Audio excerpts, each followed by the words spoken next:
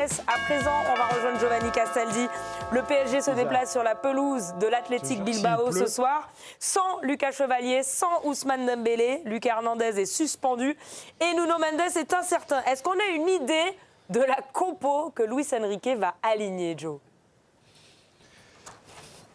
Bonsoir Virginie, bonsoir à tous. Non, on n'a pas la moindre idée, comme d'habitude avec Luis Enrique. Ce que je peux vous dire, c'est qu'hier, l'entraînement s'est passé correctement pour Nuno Mendes. On verra si le staff du Paris Saint-Germain prend un risque ou non quant à sa titularisation. Et s'il débute sur le banc, à mon avis, ça sera Willian Pacho qui sera sur le côté gauche, associé à Marquinhos, César Barny et Warren Zaïre-Emery, de manière à garder cette structure à 3 défenseurs qu'aime bien Luis Enrique en phase de possession. Pour le reste, la grande interrogation, Virginie, sur le 11 de départ, c'est Désiré Doué. Lui aussi fait son retour dans le groupe. Il n'a pas disputé la moindre minute face à Rennes puisqu'il était absent du groupe. Il a fait une grosse semaine d'entraînement. Il se sent bien. Est-ce qu'il débutera ou ça sera Kangingli? Affaire à suivre. J'ai l'impression qu'il fait un peu froid, Giovanni, non ? C'est l'enfer. Franchement, Bilbao, c'est sans doute la ville la moins belle du Pays Basque. Il pleut, il y a du vent, il n'y a pas d'ambiance pour l'instant. Ça va monter en température, mais là, ça ressemble plus à la Ligue Europa Conférence qu'à la Champions League. Bon, bah écoute, on te souhaite que ça se réchauffe quand même, parce que là, c'est sûr que c'est pas l'idéal.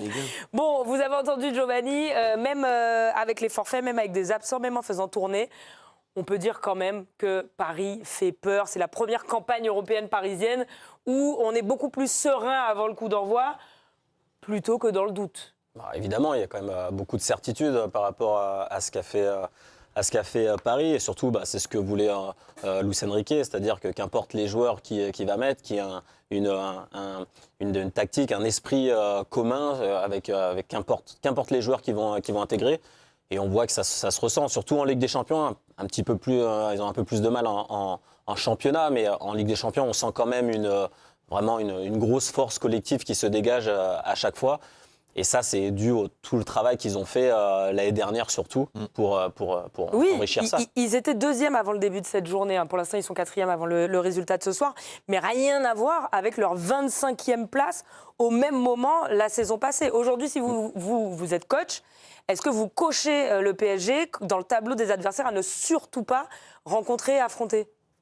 Quand tu es champion en titre, évidemment, je pense que c'est les derniers à vouloir à rencontrer si jamais tu t'es amené à rencontrer une équipe. Maintenant, par rapport à l'année dernière, moi ce que je constate surtout, c'est qu'il n'y a pas que le PSG. Et rappelez-vous, il y avait Manchester City aussi, c'était une nouvelle formule. Il y avait aussi une adaptation aussi psychologique, physique, mentale et toute une préparation aussi qui était basée sur l'ancien modèle, qui n'était pas du tout, qui correspondait pas du tout. Et là, on voit bien que toutes les équipes qui étaient un peu dans la nasse en fait l'année dernière sont très bien placées, ce qui offre aussi le luxe au PSG de pouvoir, comme les autres grandes équipes, essayer de manager, gérer son effectif un peu différemment.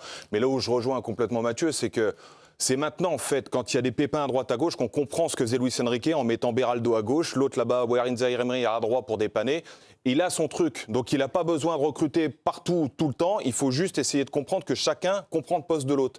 Donc à partir de ce moment-là, tu sens que même s'il y a des joueurs indisponibles, tu gardes un peu ce modèle et cette psychologie de jeu, ce rouleau compresseur. Moi, le plus grand danger pour moi, le PSG, c'est eux-mêmes. Si ils sont à 100%, ce dont je ne vais absolument pas du tout, dans la rigueur, dans la concentration et dans le fait de vouloir faire mal, Bilbao, ils vont faire ce qu'ils peuvent. On n'est plus du tout sur une équipe qui se base sur des individualités.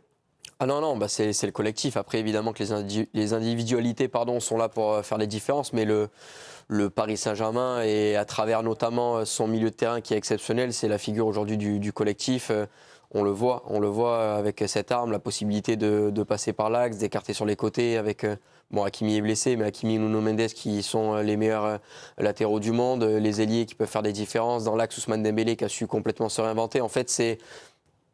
À chaque poste, il y a un danger dans cette équipe du Paris Saint-Germain-là. Donc, individuellement, ils sont capables de tous faire la différence, mais collectivement, pour un entraîneur, là où c'est très dur de défendre et de préparer un match sur le PSG, c'est que le danger peut venir de partout. Il n'y a pas de danger identifié où tu peux travailler, où tu peux verrouiller une zone. Non, tu peux vraiment pas préparer tes matchs. Et c'est quand tu as Neves qui met des buts de la tête, tu dis que ça peut venir de partout. Oui. Exactement. Giovanni demande la parole parce que le match de ce soir est particulièrement important. Une victoire et puis le top 8 est validé, Joe, pour les Parisiens.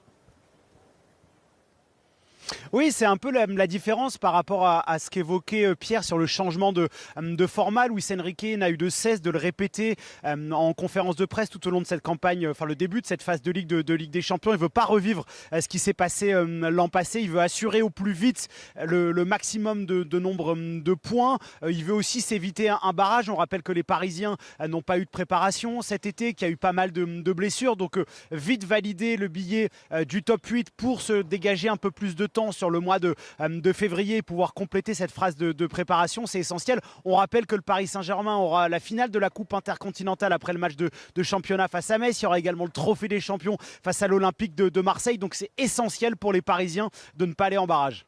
Et Luis Enrique, le coach parisien, hier au micro de Jérémy Janingro, évoquait son admiration concernant San Mamés, ce stade si particulier à Bilbao. On va écouter les propos du coach parisien.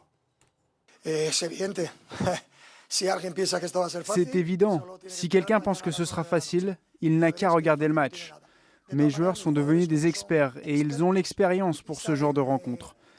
C'est sûr que mes joueurs ne vont pas arriver relax sur le terrain, je peux vous le garantir.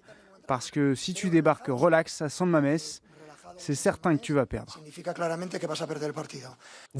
Joe, tu connais très bien cette enceinte. C'est vrai que c'est une ambiance à part San Mamés. Raconte-nous un petit peu. Alors, Julien, pour le coup, je suis jamais allé à San Mamés, c'est ma première ce soir, donc je peux pas t'éclairer sur l'ambiance. En revanche, c'était peut-être Bertrand alors. Non. En revanche, Juju, ce que je peux te dire, et notamment hier après les conférences de presse, c'est assez rare pour le souligner. Virginie peut en témoigner, qui a l'habitude de faire pas mal de stades et des déplacements. Ils ont carrément organisé une forme d'apéritif avec de l'eau. Je vous vois venir, de l'eau et du café. Avec les journalistes pour expliquer en fait ce que c'est la culture de l'athlétique, l'importance de la formation. On sait que pour jouer ici à l'athlétique, il faut être formé, post-formé au club ou soit être basque. Ils ont plus de 100 clubs partenaires dans la région, notamment aussi dans le Pays Basque côté français. Ils y accordent beaucoup d'importance. Il y a aussi un modèle économique qui est basé là-dessus, ce qui leur permet de garder leurs joueurs. Par exemple, Nico Williams, qui était très courtisé par le FC Barcelone, a prolongé son contrat d'ici de plusieurs saisons. Donc en fait, on parle beaucoup ici de l'identité, du lien qu'il y a entre les joueurs et ce public. Donc ce soir, ça sera ma première. J'ai hâte d'être bluffé parce qu'il y a 2 ans, j'avais fait San Sebastián du côté de la Real Sociedad. On m'avait dit que c'était une ambiance de fou, puis c'était pas terrible en fait.